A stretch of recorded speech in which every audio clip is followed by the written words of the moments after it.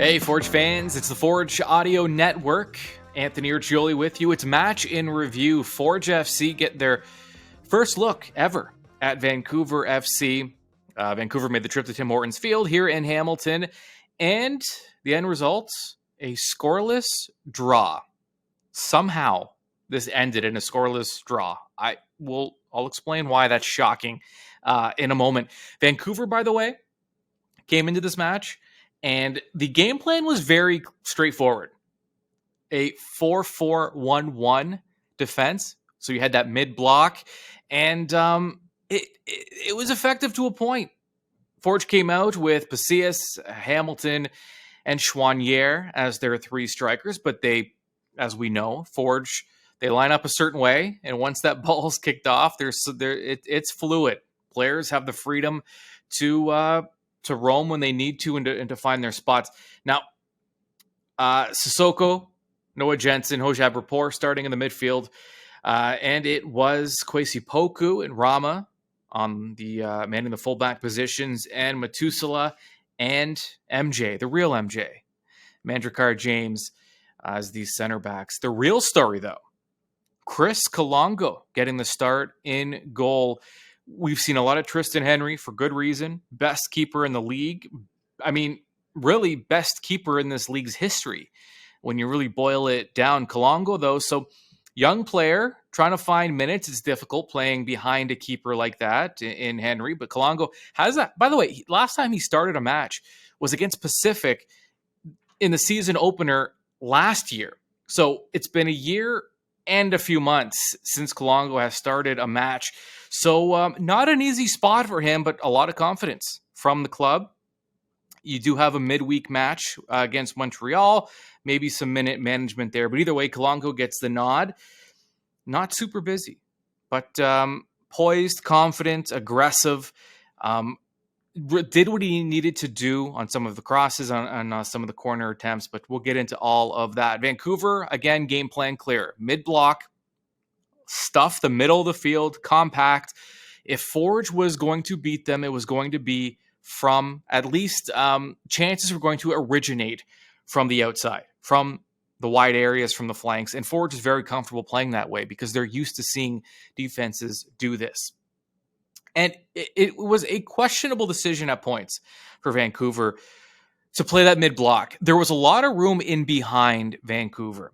And, when there's a lot of space and you're playing a team like Forge, a club that can make those runs and deliver those balls, in the post-match media conference, Bobby Smyrniotis, head coach of Forge, mentioned that he thought they could have done a little more in getting into those open spaces because the spaces were there.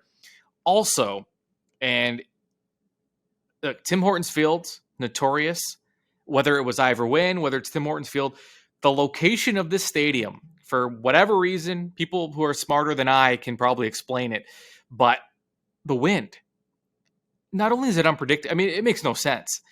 At certain points, and I do this almost every time I'm at this stadium, I like looking at the corner flags when Forge plays. Sometimes all four flags in each corner will blow in different, all four of them are blowing in different directions, some harder than the next. It's just the wind is so unpredictable. And so for Forge to get into those spaces and for the midfielders to be able to deliver into those spaces, it wasn't that easy through the air. A lot of times the ball kind of hung up, it kind of changed directions, but there were plays to be made. And I wondered, though, how big of an impact the wind had on this match. At the end of the day, wind's the wind. What are you going to do? But I did think that it did impede Forge a bit in generating a lot of chances and getting in behind Vancouver's defenders. Now, Vancouver did try to test Kolongo. They obviously well aware of the fact that there's not a ton of CPL experience for Chris Kolongo. Still, he's been with the team for a year and a bit now, works hard in training. Again, he has Tristan Henry there. If there's a guy you want to learn from and observe and just feed off of, it's Tristan Henry. Still, though, Vancouver well aware that Kolongo doesn't have quite the CPL experience. So they tested him from really far out. There were a couple of moments where Vancouver tried to just, I don't know, maybe catch Kolongo off of his line and catch him napping. Kolongo wasn't having any of it. There were a couple moments where Vancouver tried, but they sent the ball over the goal or sent it way wide, and Kolongo you saw kind of a gesture with his hands, like, get that out of here. Like, what are you trying to do? So, obviously, didn't get Vancouver anywhere. Sissoko, someone I identified. Now, you want to talk about a box-to-box midfielder. I don't know how or where Sissoko finds the energy that he has. Not only is he a guy that a lot of the times, and this one he was subbed off at around the 60th minute, but he's a guy that generally plays 90 minutes. He is all over the place in just all three areas of the field, up and down. He's there. I don't know where he finds the energy, always involved. He really stood out in this one. His work rate it's second to none. The Forge attack, I talked about the fluidity in the Forge attack. Sometimes you would look up, a lot of times actually, when Forge had the ball, it looked like they were playing with 5 attackers a lot of the time. At one point, I looked up and I saw Kwesi playing on the touchline to the left, Pacius, Hamilton, Choinière, Sissoko. Sissoko would hug the right side wide. So, Forge, they were challenging Vancouver. If Vancouver was going to play that style they wanted to play, Forge was going to challenge them. They were going to try and spread the field. 5 attackers at certain points. So they were successful in the sense that Forge had a ton of opportunity in this one. The one thing that was a little uncharacteristic, though, Forge went backward a few times and played it back to the keeper, which, listen, you don't see anything you like, you go back and you try to build from the back. But Forge is not a club that goes backward very often. In fact, if you get close enough, if you get the luxury of being able to sit behind Bobby Smyrniotis at certain points, you'll hear the one word you'll hear from him over and over and over again: forward. He does not. He wants them to go forward. If there's an option, go forward. In this one, though, at least early on, and I noticed it more in the first half of the first half, actually, Forge was trying to go backwards and kind of restart. And credit to Vancouver, because that's part of that mid-press they were playing. But a little uncharacteristic there. And Vancouver pressed well. Credit to Vancouver. On the road, against Forge, they knew the task at hand, and they came away with it with a point. At the end of the day, this was a win for Vancouver in the sense that they got that's a win. I'm sure would have been bonus, but I think a draw on the road against Forge FC, I think Vancouver is going to consider that a win for them. And yeah, Forge had multiple opportunities in the area. Just, part of the 3 keys. And I think this has been part of the 3 keys for the last few weeks because the club has talked about it. A lack of that clinical finish. The chances are there. That final touch just isn't where it needs to be. And I don't know how it's up to the players. You can't coach. How do you coach that clinical finish? It's in the players. We know it's in them. We see it, and we've seen it for years now from a lot of these players with incredible pedigrees and their resumes and guys that have accounted for a lot of goals for Forge FC. It's just a little lacking in that final touch. For an indicator of how well Forge played, minus the lack of final touch, at halftime, here are your stats. Possession, 71% for Forge. 328 passes in the first half alone, Vancouver 135. So essentially 200 more passes Forge had in just the first half. So it was a dominating half, but they couldn't find their finish. Subs came on at around the 60th minute. I mentioned Sissoko coming off. What a luxury, by the way. At one point, when I took a peek down to see which guys might be coming on, and I see Borges, Becker, and Campbell standing up and getting ready. Can you imagine? What a luxury. Off your bench, Tristan Borges, Kyle Becker, Taron Campbell. 3 guys that are going to go down in history as 3 of the best players to have ever played in this league. And those are your subs in this match. Coming off, Choinière, Pacius, Sissoko. I don't, now listen, don't quote me on this. I believe this was the first time that we saw Becker and Noah Jensen on the field together. They're so similar. They play the same position. It's rare to see them both on the field together. In fact, so rare that I'm pretty sure, 99.99% sure, this is the first time that both were on the field together. So that was something special to watch too. Forge would use all their subs as they normally do, all 5. Again, speaking of, again, same thing. Alex Urciuoli off the bench, replaces Hojab Rapport. Ashton Morgan off the bench, replaces Kwesi Poku.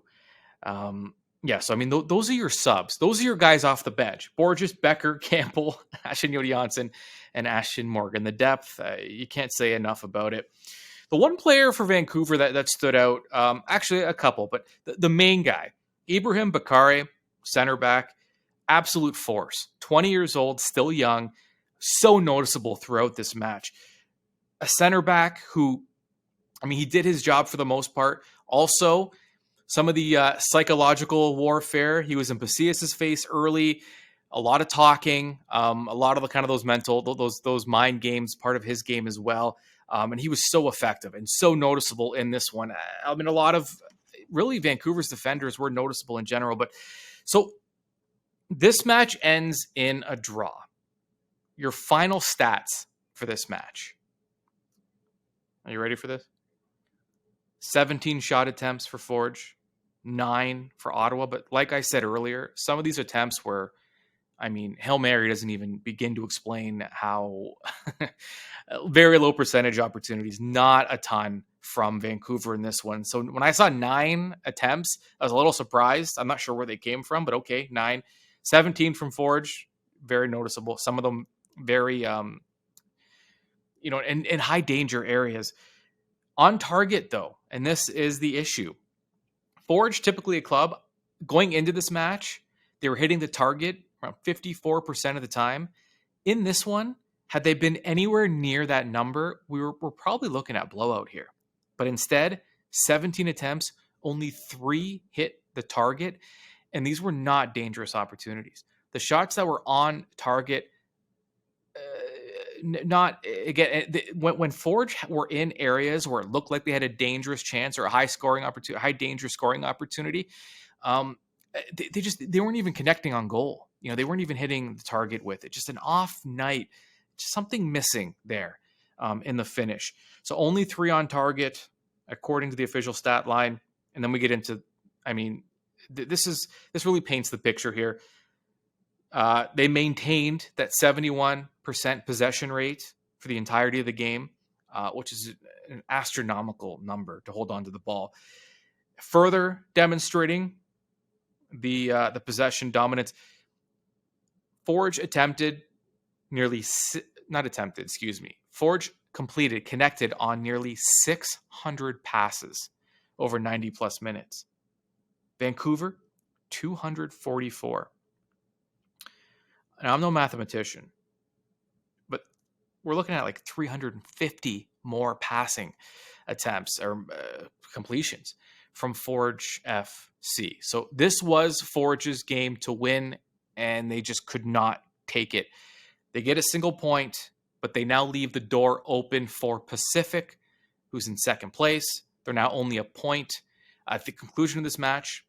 If you're watching or listening after Pacific's match this week, you'll have a more accurate representation than I'm giving you. But as of now, Pacific 1 point back of Forge FC, first place Forge FC with a match in hand.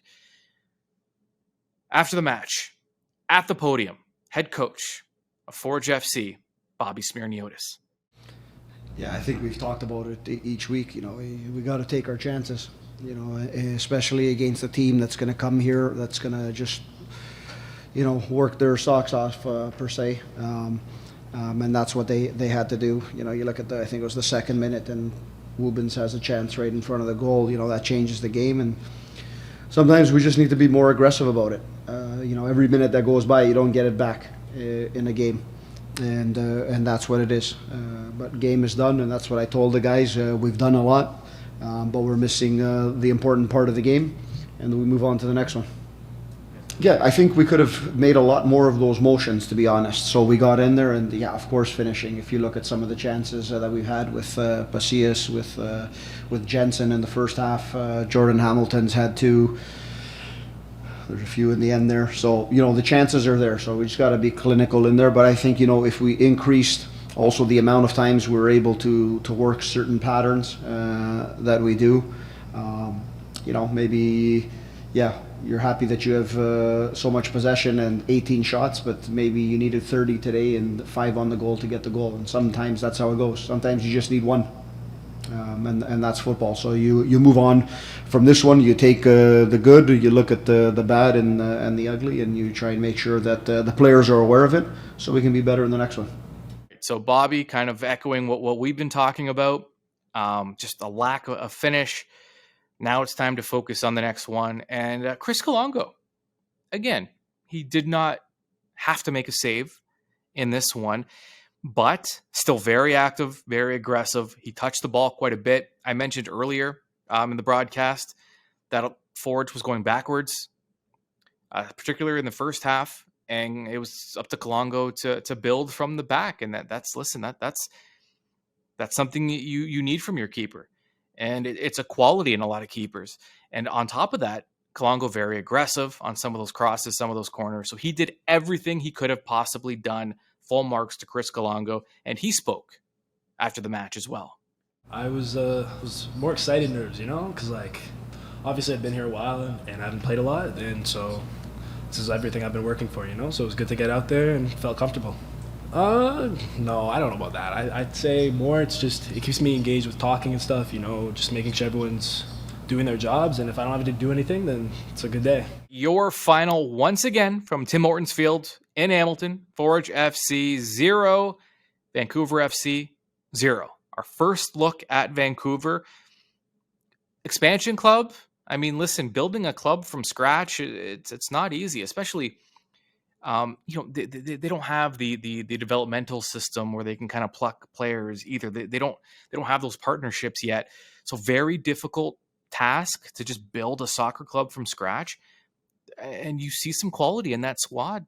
I mean, Vancouver right now, we could be looking at a playoff squad in their first year. It's early, but there's some quality there. Now, things like depth and experience are going to be an issue, but I mean, there are a lot of teams that can say the same.